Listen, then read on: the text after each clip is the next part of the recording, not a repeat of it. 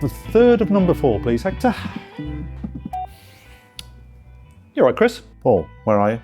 I'm just at the bar in the hot bowl, actually. Okay, well, I found an £89 beer. Right. There's a can of beer on this site and it's £89. And? We've got to get it. It's £89, that's way too No, much. we've got to get it. Just, mate, think about the thumbnail. What an opportunity. No. That is way too expensive. You know I don't like spending that much money on beer.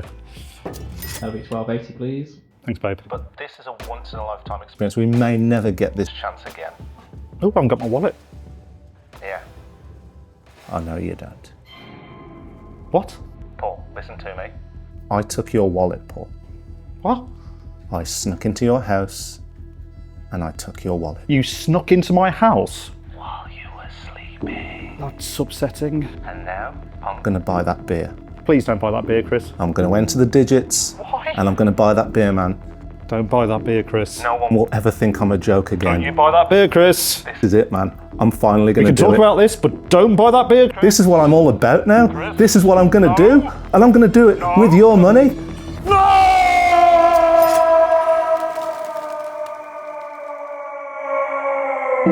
Okay, Paul, so here we are, and there it is. There she is. That's what 89 great British pounds gets you. An absolute monster. I mean, just for scale, we put a standard UK 440ml can, a 500ml can, and this 32 fluid ounce, just under a litre of beer. I mean, absolutely ridiculous. And there's a tiny cactus for scale as well, if you use cactus as units of measurement, like I do. Let's cut straight to the chase. Why did I spend 89 of your British pounds on this can of beer? That's a conversation we will be having off camera.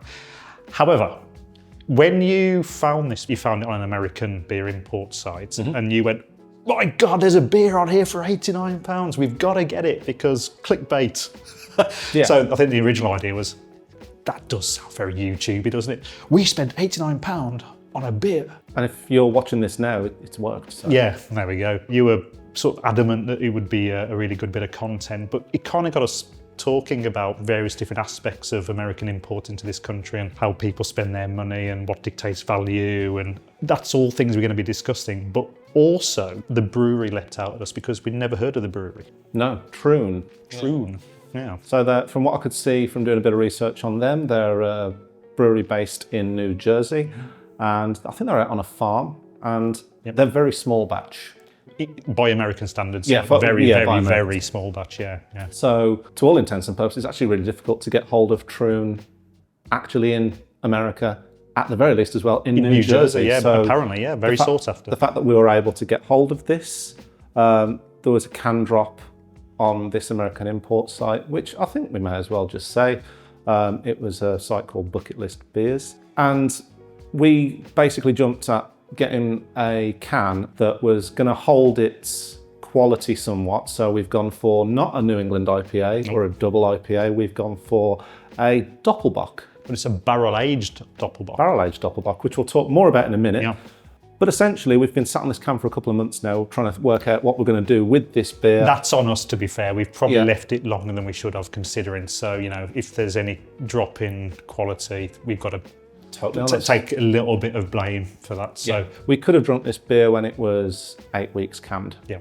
If we'd have got it, if we'd have drank it as soon as we'd had it land on our laps. But yeah, for sure. As it stands, here it is. Here it is. So what we want to get out of this is three things, really. One, we want to see what £89 gets you in terms of beer and find out if it's actually worth it or not. Two, we want to try a brewery which is incredibly hard to try outside of the area, and actually it's really hard to get in the area as well. And well known for quality. And well known for brilliant quality, so we're really excited about trying this brewery. But thirdly, I think it's going to spur on a little bit of a conversation and debate about grey market beer import into the UK.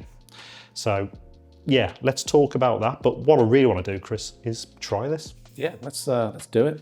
How do you open these cans? I don't know. So this is a bright can, right? Yes, so 32 fluid ounces, clocks in at just under a litre, so about 905 mil, I think. This is called Infernal Cauldron, and it's a Doppelbock conditioned on Palo Santo and Papuan vanilla beans. 10%. At 10%, yeah. So it's not a session beer. It's not a session size. And it hasn't exploded, so That's a bonus.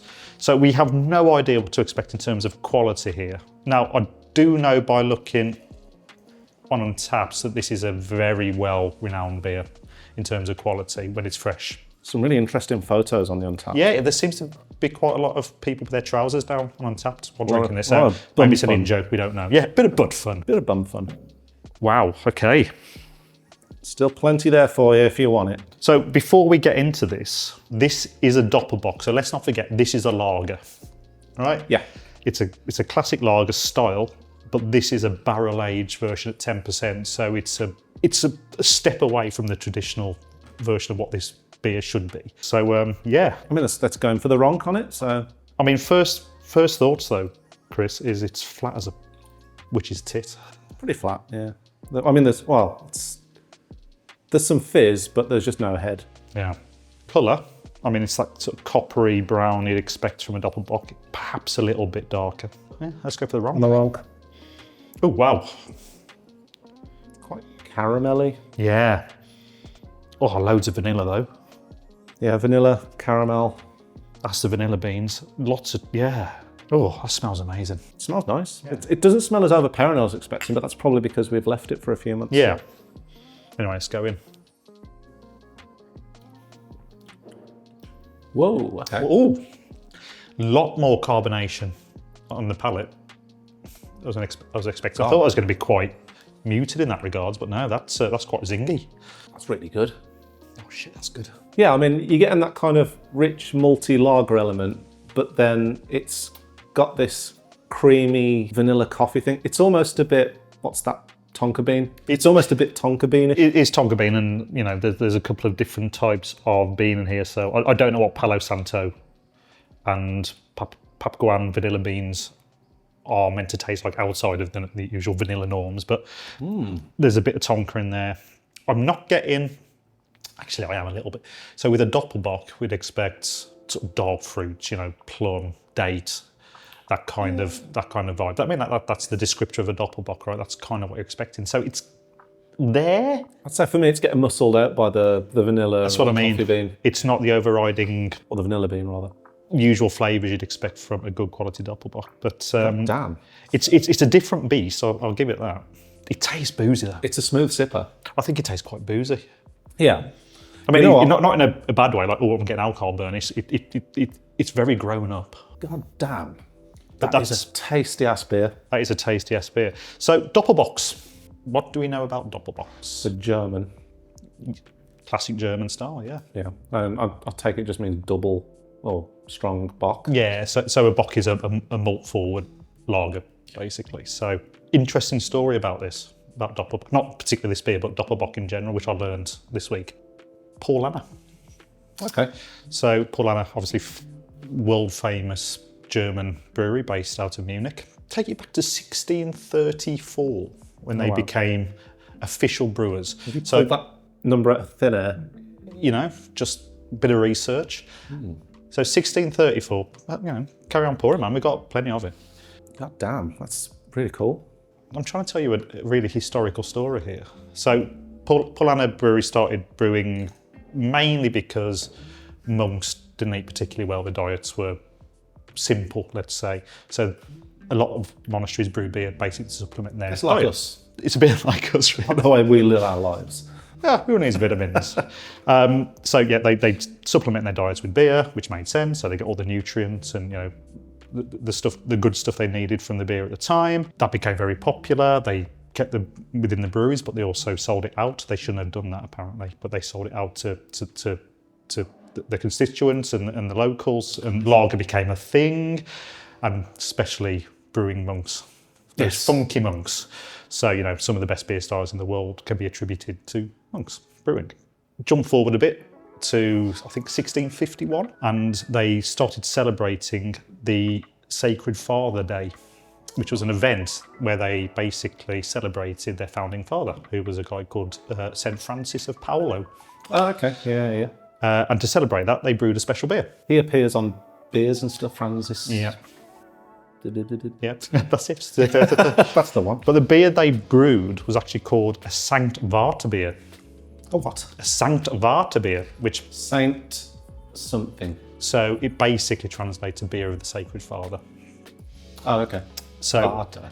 and that became a slightly different version to their usual output, and every year they rebrewed it and it evolved and became, perhaps, we don't know, it's lost in time, but perhaps that's where the Doppelbock would have started its roots.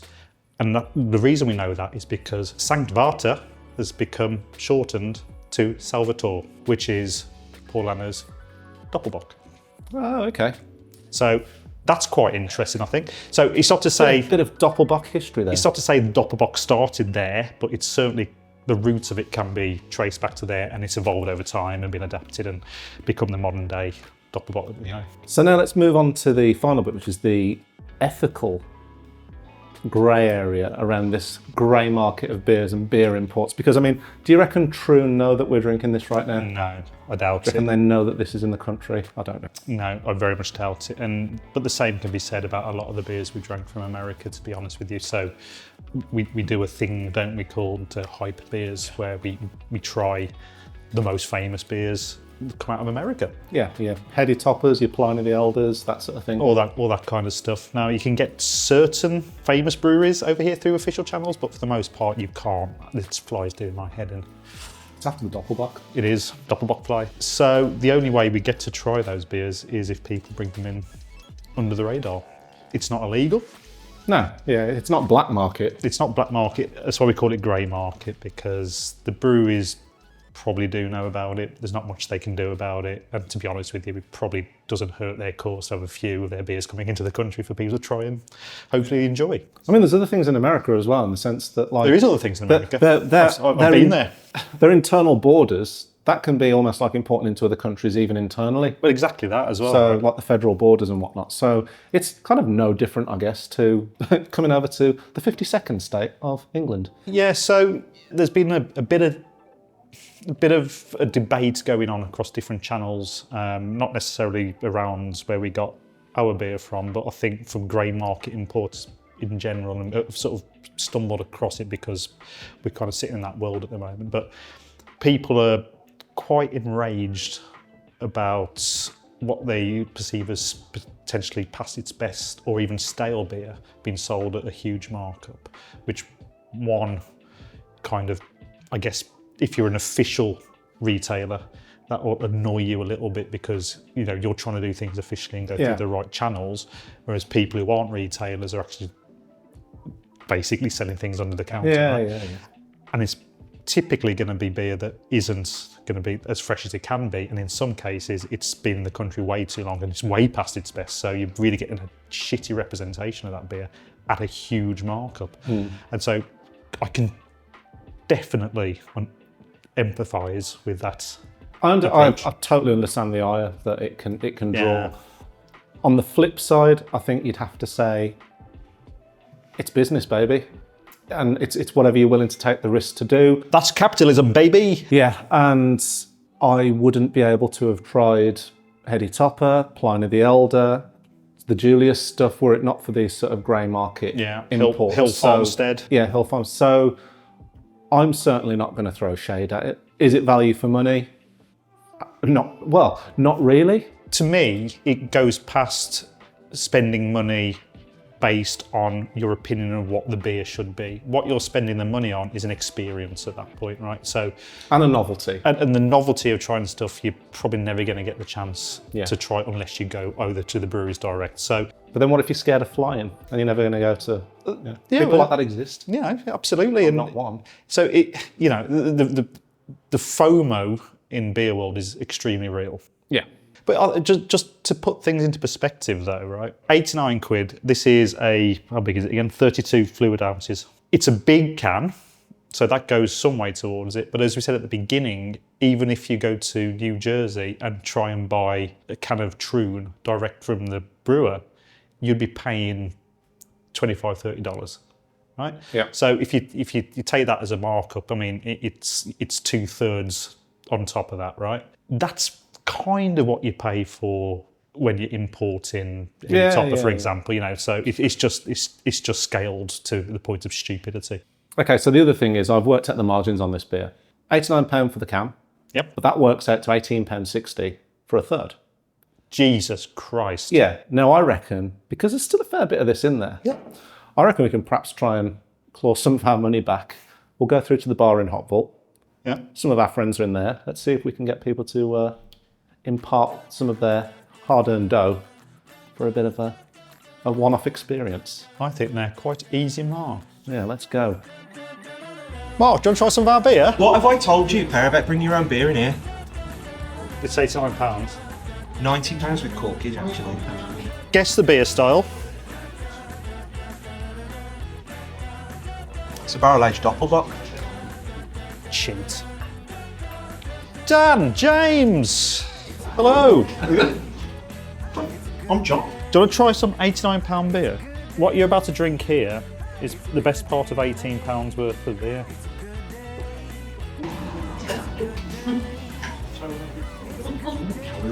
Yeah, caramel chocolate. Yeah, chocolate, toffee. The question is that worth £89? Tom, do you want to try some of our beer? Fuck off. Hey, Max. Oh, it's Matt actually. Do you want to try some of our beer? Yeah. It's £89.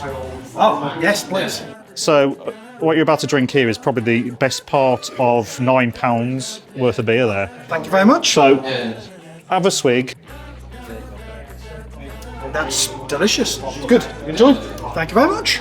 Will do. Hang on, before you go, is it worth £89 for this tin?